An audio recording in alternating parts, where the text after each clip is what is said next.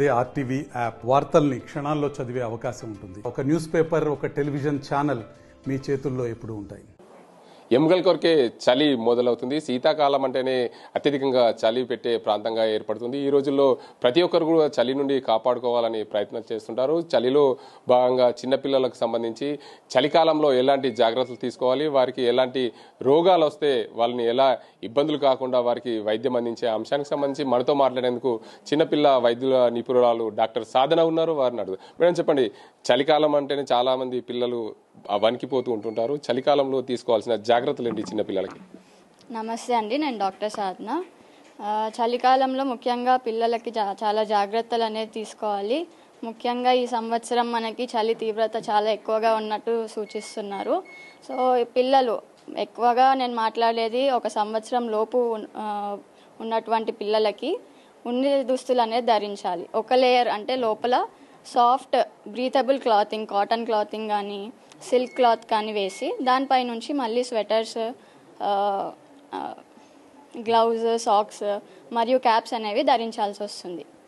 దీనివలన మన లోపల బాడీలో ఉన్న హీట్ అనేది బయటికి వెళ్లకుండా లోపల కోర్ బాడీ టెంపరేచర్ అనేది మెయింటైన్ అవుతుంది. ఇది కాకుండా ఒకవేళ టెంపరేచర్ అనేది బాగా తగ్గిపోతే ఒక సంవత్సరం లోపు ఉన్న పిల్లలకి డల్ అయిపోవడము, ఫీడింగ్ సరిగా తీసుకోలేకపోవడము, ఇన్ఫెక్షన్స్ తరచుగా రావడం అనేది జరుగుతుంది. ఇవే కాకుండా ఫీడింగ్ ఒకవేళ బ్రెస్ట్ ఫీడింగ్ మదర్ ఇస్తున్నట్టు కనుక అవుతుంటే ఎక్కువసార్లు నార్మల్ కంటే ఎక్కువసార్లు ఫీడింగ్ ఇవ్వడం అనేది కంపల్సరీ చేయాల్సిన అవసరం ఉంది. ఎందుకంటే ఎప్పుడైనా మనకి చల్లటి గాలి తగిలినప్పుడు బాడీలో ఉన్న వాటర్ అంతా బయటికి గాలి అనేది తీసేసుకుంటుంది. సమ్మర్లోనే కాకుండా వింటర్లో కూడా ఇటువంటి బేబీస్ అనేది డిహైడ్రేట్ అవుతూ ఉంటారు.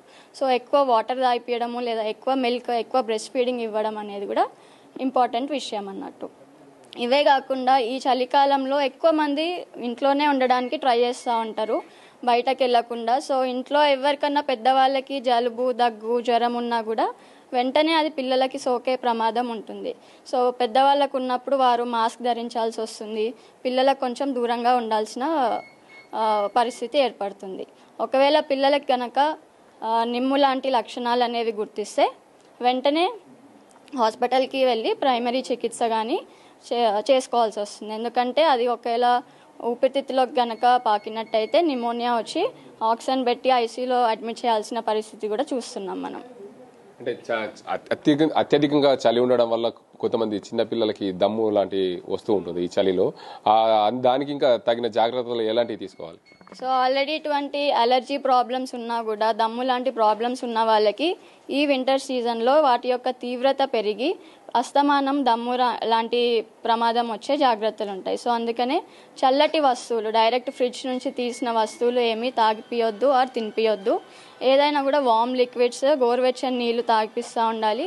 And healthy diet, carbohydrates, proteins, fruits, vegetables అన్నీ కూడా సరైన మోతాదులో ఇస్తే ఇమ్యూన్ సిస్టమ్ అనేది సరిగా పెరిగి వాళ్ళకి ఇన్ఫెక్షన్స్ అనేవి వచ్చే ప్రమాదం తగ్గుతుంది. అండ్ ఇంకొక విషయం ఏంటంటే ఈ చలికాలంలో చాలామంది హీటర్స్ అని, ఇంట్లో వార్మర్స్ అని యూజ్ చేస్తుంటారు. వాటి వలన అడ్వాంటేజ్ ఎంత ఉందో మనకి డిసడ్వాంటేజ్ కూడా అంతే ఉంటుంది. సో ఆ హీటర్స్ వల్ల ఏమవుతుందంటే రూమ్లో ఉన్న హ్యూమిడిటీ అనేది బాగా పెరిగిపోయి దాని వలన ఇన్ఫెక్షన్స్ ఇంకా ఎక్కువ వచ్చే ప్రమాదం కూడా ఉంటుంది. సో డైరెక్ట్ ఫ్యాన్ కింద బేబీస్ని పెట్టడం కానీ, ఏసీ యొక్క గాలి తాగకుండా ఉంటే సరిపోతుంది. హీటర్స్ కానీ వార్మర్స్ కానీ అవాయిడ్ చేస్తేనే ఎక్కువ బెనిఫిషియల్ అన్నట్టు. మొత్తానికి చూసుకోవచ్చు, చలికాలంలో చిన్నపిల్లలకు స్మూత్గా ఉండే ఉన్ని దుస్తులు వాడితే చలి పెట్టకుండా ఉంటుంది. చలికాలం పూర్తిగా ఫ్యాన్ కింద కానీ డైరెక్ట్గా ఏసీ కింద గాలి తగలకుండా ఉండే విధంగా చూసుకోవాలి. ప్రతి ఒక్కరు కూడా చిన్నపిల్లల్ని జాగ్రత్తగా చూసుకుంటే ఎలాంటి రోగాలు రాకుండా ఉంటారు. దాంతోపాటు ముఖ్యంగా ఏదైతే ఈ అత్యధికంగా చలి ఉన్న పరిస్థితుల్లో ఎవరైనా సరే దానికి సంబంధించి పెద్దలు ఉన్నప్పుడు వారికి ఎలాంటి రోగాలు ఉన్నప్పుడు చిన్నపిల్లలకు డైరెక్ట్గా తాకుతుంది. కాబట్టి అలాంటి జాగ్రత్తలు కూడా పెద్దవాళ్ళు ఎవరైనా మాస్కులు ధరించి ఉంటే పిల్లలకు ఎలాంటి రోగాలు రాకుండా ఉంటాయని చెప్పి డాక్టర్ సాధన చెప్తున్నారు. ఇది ఇక్కడ పరిస్థితి. కెమెరా సాజింతో గంగారెడ్డి, RTV నిజామాబాద్. మరిన్ని వీడియోస్ కోసం ఛానల్ ని సబ్స్క్రైబ్ చేయండి. లేటెస్ట్ అప్డేట్స్ కోసం వాట్సాప్ ఛానల్ ని ఫాలో చేయండి. అండ్ లింక్ డిస్క్రిప్షన్ లో ఉంది.